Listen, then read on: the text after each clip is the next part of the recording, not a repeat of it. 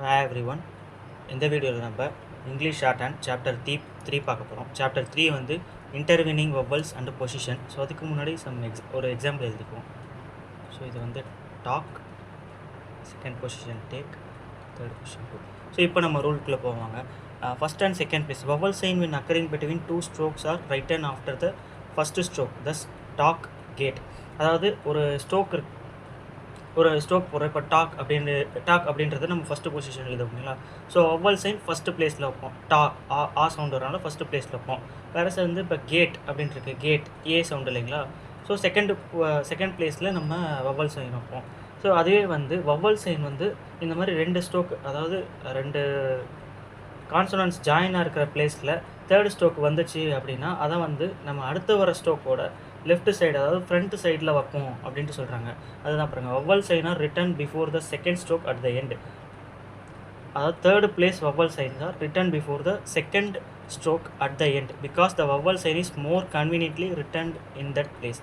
So நம்ம இப்போது duke அப்படின்னு எடுத்துக்கிறோம்.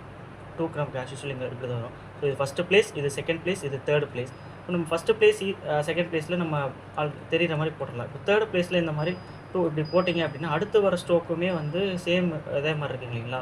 அதனால என்ன பண்ணுவோம் அப்படின்னா ஃபஸ்ட்டு ஸ்ட்ரோக்குக்கு உண்டான தேர்டு பிளேஸ் வவல் சைனை அடுத்த ஸ்ட்ரோக்கோட ஃப்ரண்ட் சைடு, அதாவது லெஃப்ட் சைடு தேர்டு பிளேஸில் வச்சுருவோம்.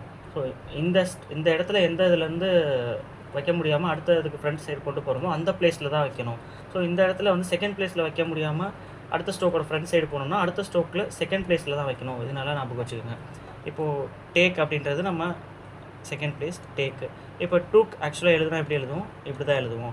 ஸோ ஏன் இந்த இடத்துல வைக்கல, அடுத்த ஸ்ட்ரோக்கோட ஃப்ரண்ட் சைடு வைக்கிறோன்ட்டு இப்போ உங்களுக்கு புரிஞ்சிருக்கும். நம்ம எழுதுறதுக்கு கன்வீனியண்ட்டாக இருக்கும், பார்த்தோன்னே அண்டர்ஸ்டாண்ட் ஆகும், எந்த டிஃபிகல்ட்டிஸும் வவல் சைடில் இருக்காது, பார்த்தோன்னே தெரியாது அப்படிங்கிறதுக்காக தான் அடுத்த ஸ்ட்ரோக்கோட லெஃப்ட் சைடு ரைட் சைடு நம்ம பார்த்துருக்கோம் இல்லைங்களா. இப்போது டி ஸ்ட்ரோக் எடுத்துக்கிட்டோன்னா இது வந்து லெஃப்ட் சைடு, இது ரைட் சைடு. கே ஸ்ட்ரோக் எடுத்துக்கிட்டோன்னா இது வந்து ரைட் சைடு, இது லெஃப்ட் சைடு. ஸோ லெஃப்ட் சைடை வந்து ஃப்ரண்ட் சைடுன்னு சொல்லுவாங்க, ரைட் சைடு வந்து பேக் சைடு. நம்ம ஃப்ரண்ட் பேக்குன்னு சொல்ல மாட்டாங்க, நம்ம அப்படி சொல்லிக்கிறோம். ஸோ ஃப்ரண்ட், அதாவது லெஃப்ட் சைடு தேர்ட் பிளேஸில் வச்சுக்கிறோம். ஸோ அதுக்கு சில எக்ஸாம்பிள்ஸ் கொடுத்துருக்காங்க பாருங்கள். டிம் டீம் அப்படின்றது இ சைன் வரனால தேர்ட் பிளேஸில் போகலைங்களா. So team. அடுத்து அதுவே லைட் டார்க் ஸ்ட்ரோக் வச்சோம்னா டிம். அடுத்து பாருங்கள் ரீட். அடுத்து the vowel sign is still in the third place as indicated in the following diagram. So அந்த டயக்ராம் வந்து பாருங்கள், டாஸ் ஸ்ட்ரோக் கொடுத்துருக்காங்க. டாஸ் ஸ்ட்ரோக்கில் first place second place as usual டாக் வச்சிடுறாங்க. தேர்டு பிளேஸை வந்து தேர்டு வவல் சைனை வந்து அதோட தேர்ட் பிளேஸில் வைக்காமல் அடுத்த கே ஸ்ட்ரோக்கோட ஃப்ரண்ட் சைடு தேர்டு பிளேஸில் வைக்கிறாங்க. அடுத்து வந்து கே சைனுக்கு அப்புறம் பி சைன் வருது. First place second place as usual அப்படின்றது. தேர்டு சைன் வந்து பியோட லெஃப்ட் சைடு தேர்டு பிளேஸில் வைக்கிறாங்க. அடுத்து அதே மாதிரி தான் இதுவும். அடுத்து எம்கேயில் எம் வந்து ஃபஸ்ட்டு பிளேஸ் செகண்ட் பிளேஸ் அதோட இடத்துல வச்சுறாங்க. தேர்டு பிளேஸில் வைக்காமல் அடுத்த கே ஸ்ட்ரோக்கோட லெஃப்ட் சைடு தேர்ட் பிளேஸில் வைக்கிறாங்க. ஸோ இது வந்து இந்த டயக்ராம் பார்த்தாலே உங்களுக்கு புரியும். அடுத்து compound words. In compound words the vowel sign is generally placed to the separate words. So compound words, அதாவது ரெண்டு வார்த்தைகள் சேர்றது தான் வந்து நம்ம காம்பவுண்ட் வேர்ட்ஸ் அப்படின்னு சொல்கிறோம் இல்லைங்களா. அந்த மாதிரி இடத்துல வந்து இப்போ ஸ்டார்டிங்லேயுமே வந்து நமக்கு வவல்ஸ் ஸ்டார்ட் ஆகி வரும். நம்ம தமிழ் சுருக்கள் இது படித்தவங்களுக்கு தெரியும். தமிழில் வந்து நம்ம உயிரெழுத்துக்களுக்கு ஒரு சைன்ஸ் கொடுத்துருப்பாங்க. அப்போ ஆ அப்படின்னா அதுக்கு ஒரு சைன் இருக்கும், இ அப்படின்னா ஒரு சைன் இருக்கும். ஸோ இங்கிலீஷில் வவல்ஸுக்கு அந்த மாதிரி சைன் கிடையாது. வவல் சைன்னா இந்த டாட் அண்ட் டேஷ் மட்டும்தான். ஸோ இதை நம்ம வந்து ஒரு ஸ்ட்ரோக் அண்டர்ஸ்டாண்ட் பண்ணிக்க தான் வவல் சைனாக இருக்குமே தவிர அந்த ஏஇஐஓயு அந்த இதுக்கு வந்து எந்த ஸ்ட்ரோக்கும் கிடையாது. கான்சோனன்ஸ்க்கு இப்போ ஒரு ஸ்ட்ரோக் இதுனா பி, இதுனா டி அப்படின்ட்டு இருக்கு இல்லைங்களா. ஸோ அந்த மாதிரி ஏஇஐஓயு இதுக்கெலாம் வந்து எந்த ஸ்ட்ரோக்கும் இந்த மாதிரி கிடையாது. ஸோ அப்படின்றனால அதே நம்ம இந்த டாட் அண்ட் டேஷ் தான் வந்து வவல் சைனை தான் வந்து வவலில் ஸ்டார்ட் ஆகிற வேர்டுக்கும் நம்ம யூஸ் பண்ணிக்குவோம். ஸோ இயர் அப்படின்றது இஆர். ஸோ இ அப்படின்றது நமக்கு தேர்டு பிளேஸ் தெரியும். இப்போ அந்த ஆர் சைன் எங்கே வரும், தேர்டு பிளேஸில் வரும், தேர்டு பொசிஷனில் வரும். ஸோ அதுக்கு முன்னாடி பொசிஷன் அப்படின்றது நம்ம பின்னாடி பார்ப்போம். நான் ஆல்ரெடி போன சாப்டர்லேயே சொல்லியிருப்போம். பொசிஷன் அப்படின்றது ஃபஸ்ட்டு பொசிஷன், இது செகண்ட் பொசிஷன், இது தேர்ட் பொசிஷன். ஃபஸ்ட்டு பொசிஷன் அப்படின்றது எபோவ் த லைன், அதாவது நம்ம ஸ்ட்ரோக் வந்து ஃபஸ்ட்டு பொசிஷன்ற இருக்கிற ஸ்ட்ரோக் வந்து நம்ம அந்த லைனையே வந்து டச் பண்ணாது. அடுத்து செகண்ட் பொசிஷன் அப்படின்றது ஆன் த லைன், அதாவது இந்த ஸ்ட்ரோக் வந்து அந்த கோடை வந்து டச் பண்ணணும், லைனை டச் பண்ணணும். அடுத்து தேர்டு பொசிஷன் அப்படின்றது த்ரூ த லைன், அதாவது எய்தர் மேலேருந்து இந்த கோட்டுக்கு கீழே வரணும், அல்ல கீழேருந்து மேலே போகணும், இந்த மாதிரி. அது நம்ம பின்னாடி போக போக பார்ப்போம். ஸோ இயர் ஏக், இயர் ஏக், ஏக் அப்படின்றதுமே வந்து நமக்கு ஸோ இந்த மாதிரி காம்பவுண்ட் வேர்ட்ஸ். இயர் அப்படின்றது ஒரு வார்த்தை, ஏக் அப்படின்றது ஒரு வார்த்தை. அது சேரும்போது நம்ம அதுக்கு உண்டான வவல் சைனை கரெக்டாக வச்சிடணும் அப்படின்றாங்க. ஸோ இப்போ நம்ம இதிலே பாருங்களேன், இது வந்து இயர். இப்போ ஏக், ஏக் அப்படின்றத தனியாக எழுதணும் அப்படின்னா கே சைன் மட்டும் தான் போடுவோம். அதுக்கு உண்டான ஏ சைன் வந்து அதோட கேவோட லெஃப்ட் சைடு செகண்ட் பிளேஸில் வைப்போம். ஸோ இது ரெண்டும் சேரும்போது நமக்கு இயர் ஏக் இப்படி வரும். அடுத்து பாருங்கள், பொசிஷன் ஆஃப் அவுட்லைன்ஸ். இதில் பாருங்கள், the first position is above the line. So நான் ஆல்ரெடி சொன்னாங்க இல்லைங்களா, ஃபஸ்ட்டு பொசிஷன் வந்து above the line. அது எந்த காரணத்துக்காகவும் அந்த கோடை வந்து டச் பண்ணக்கூடாது. அடுத்து the second position is on the line. Second position கோடை டச் பண்ணணும். அடுத்து the third position is through the line. Third position வந்து through the line. கோட்டுக்கு மேலேருந்து கீழே வரணும், இல்லை கீழேருந்து மேலே போகணும். அடுத்து பாருங்கள், when the first sounded vowel in a word is first place vowel, the outline written in the first position. So இது வந்து நம்ம ஃபஸ்ட்டு பொசிஷனாக, செகண்ட் பொசிஷனாக, தேர்ட் பொசிஷனாக எப்படி டிட்டர்மைன் பண்ணுவோம் அப்படின்னு பார்த்தீங்கன்னா, ஸோ ஃபஸ்ட்டு ஸ்டார்டிங் வவல், அது வந்து அந்த வேர்டு வந்து வவலில் ஸ்டார்ட் ஆகலாம், இல்லை வந்து கான்சோனன்ஸில் ஸ்டார்ட் ஆகி வவல் சைன் வரலாம். ஃபஸ்ட்டு வவல் சைன் என்ன வருதோ அதுதான் நம்ம வந்து பொசிஷன். இப்போ PAM, பாம் அப்படின்னு இருக்குன்னா பாம், அது வந்து பாம். இப்போ ஆ சைன் வருது இல்லைங்களா, ஆன்றது நமக்கு ஃபஸ்ட்டு பொசிஷன். அப்போ அந்த ஸ்ட்ரோக்கையுமே வந்து நம்ம ஃபஸ்ட்டு பொசிஷனில் தான் போடுவோம். அந்த ஸ்ட்ரோக் வந்து கோடை டச் பண்ணக்கூடாது. பாம், ஆ சைன் வச்சிடறோம். அடுத்து பாருங்கள், டாக். இப்போது டாக் விடுங்க, காட். ஸோ இங்கே வந்து ஓ இருக்கே, ஓ வந்து நம்ம ஓ சவுண்ட் வரனால அது செகண்ட் பிளேஸில் போடலாமான்னு கிடையாது. நம்ம ஷார்ட் ஹேண்ட்ன்றது பேஸ்ட் ஆன் சவுண்ட்ஸ் இல்லைங்களா. ஸோ அதை நம்ம எப்படி படிக்கிறோம், காட், காட், ஆ அப்படி தானே வருது. ஸோ அதனால் அது வந்து ஃபஸ்ட்டு பிளேஸில் தான் வரும், காட். அடுத்து ராட், ரோட். அடுத்து பாருங்கள், when the sound first sounded vowel in a word is a second place vowel. Second place vowel என்னென்ன பார்த்தோம், ஏ, ஓ இதெல்லாம் பார்த்தோம் இல்லைங்களா. ஸோ அந்த வவல் வந்துச்சு அப்படின்னா நமக்கு வந்து அது செகண்ட் பிளேஸ், அது கோடை டச் பண்ணணும். பேக். ஸோ ஈவன் இங்கே வந்து ஏ வந்திருந்தாலும் இந்த சவுண்டு நம்ம ப்ரொனவுன்ஸ் பண்ணுறது எப்படி, ஏக், பே. அப்போ வந்து இப்பு ப்ளஸ் ஏ அப்படின்ட்டு வருது இல்லைங்களா, அதனால் செகண்ட் பிளேஸ், பேக். இன்னும் எக்ஸாம்பிள் பார்க்கணுன்னா ரோடு, செகண்ட் பிளேஸ். அடுத்து பாருங்கள், ஃபஸ்ட்டு சவுண்டோட vowel in a word is a third place vowel. Third place vowel நமக்கு தெரியும், இ அண்டு ஊ சவுண்டு. இப்போ இது நம்ம முன்னாடி பார்த்துருக்கோம், டீம். ஸோ ஏன் இந்த இடத்துல வந்து தேர்டு பிளேஸ் சைன் வந்து அடுத்த ஸ்ட்ரோக்கோட ஃப்ரண்ட் சைடு வைக்கிறோம் அப்படின்றது தான் இந்த சாப்டர் பார்த்துருக்கோம்.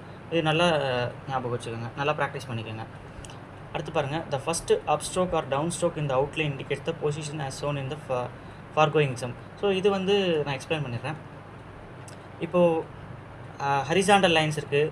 ஹரிசாண்டல் லைன்ஸ் வந்து நம்ம த்ரூ த லைன் வந்து எழுத முடியாது. இப்போ வந்து ஒரு என் சைனோ, எம் சைனோ, கே சைனோ வந்து த்ரூ த லைன் எழுத முடியாது. பிகாஸ் இது வந்து த்ரூ த லைன் மீன்ஸ் இப்படி எழுதலாமே அப்படின்னா இது வந்து தப்பு, இந்த மாதிரி எழுதக்கூடாது. அப்போது என்ன பண்ணலாம் அப்படின்னா, அந்த ஹரிசாண்டல் லைன்ஸை வந்து நம்ம ஃபஸ்ட்டு பொசிஷனில் வரதை ஃபஸ்ட்டு பொசிஷனில் ஆஸ் யூஷுவல் எழுதிக்க போகிறோம், மேக், மாக்கிங். அடுத்து பாருங்கள், செகண்ட் பொசிஷனில் வர்றதையும் ஆக்சுவலாக நம்ம தேர்ட் பொசிஷனில், செகண்ட் பொசிஷனில் நம்ம ஆன் த லைன் வந்து எழுதிடுவோம், மேக்கிங். ஸோ தேர்ட் பொசிஷனில் வர்றது தானே நமக்கு ப்ராப்ளம். அப்படிங்கும்போது அதை என்ன பண்ணலாம் அப்படின்னா, தேர்ட் பொசிஷன்ஸோட ஸ்ட்ரோக்ஸையும் செகண்ட் பொசிஷன்லேயே எழுதிடலாம் அப்படின்னா. இப்போ எக்ஸாம்பிள் பாருங்கள், மீக். மீக் அப்படின்றது வந்தால் எங்கே வரணும், இ சவுண்டு வந்து தேர்டு பொசிஷன். அப்போது த்ரூ த லைன் வரணும். த்ரூ த லைன் வர முடியாது அப்படின்றனால அந்த லைன் மேலேயே நம்ம எழுதிக்கலாம், மீக். ஆனால் கரெக்டாக அந்த வவல் சைன் வச்சிடணும். பிகாஸ் இப்போ வவல் சைன் வைக்கல அப்படின்னா இது மேக்குன்னு மீக் அப்படின்றத விட மேக் அப்படின்றத நமக்கு பார்த்தோன்னே ஞாபகத்து வரும். ஸோ அதனால வவல் சைன் ரொம்ப ரொம்ப முக்கியம், மீக். அடுத்து குக்.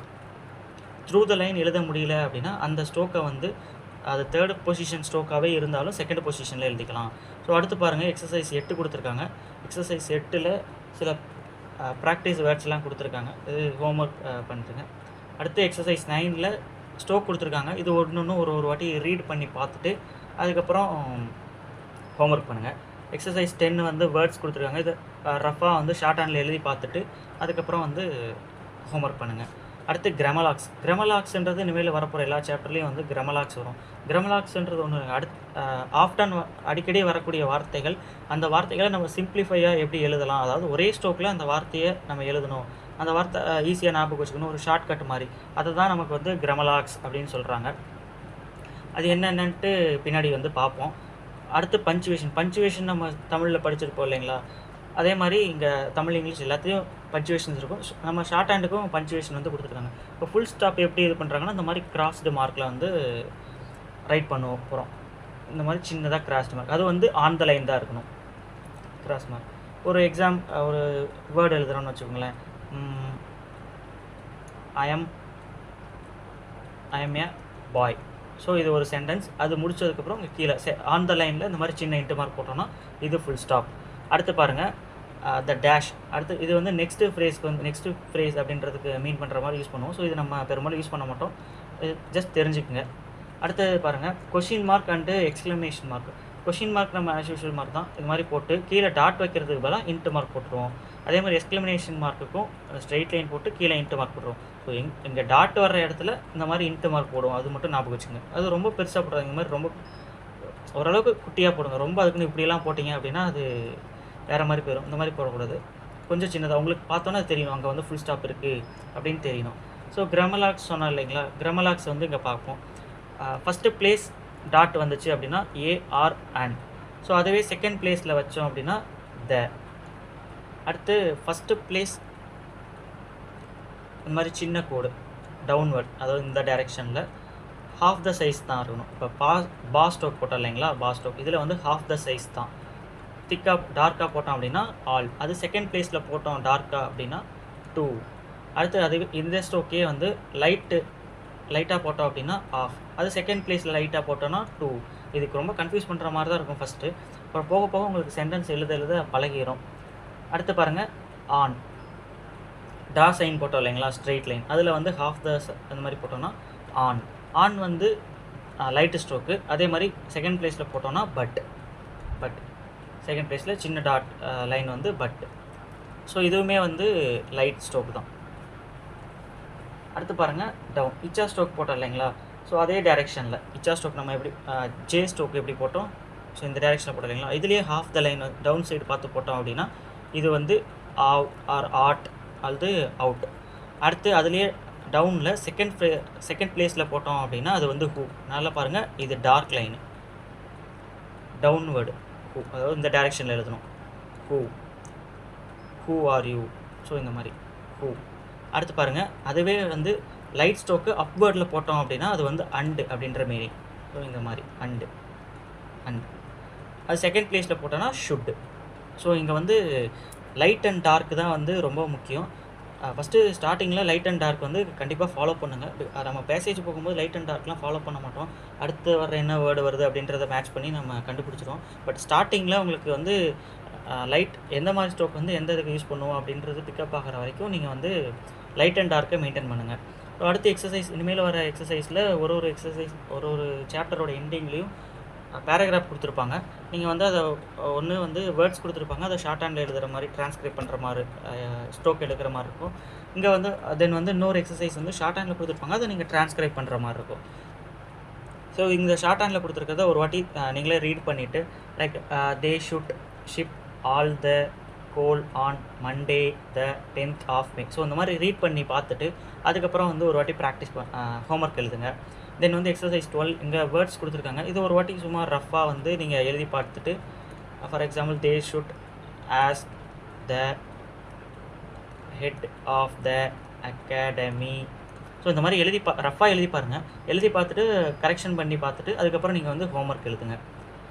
ஸோ தட்ஸ் ஆல் இந்த வீடியோ. இதில் இந்த சாப்டர் 3 வந்து அவ்வளோதான். இதில் உங்களுக்கு ஏதாவது டவுட் இருந்துச்சு அப்படின்னா கீழே கமெண்ட்ஸில் போஸ்ட் பண்ணுங்கள், ஆன்சர் பண்ணுறோம். ஸோ ஃபைனலி தேங்க்ஸ் ஃபார் வாட்சிங்.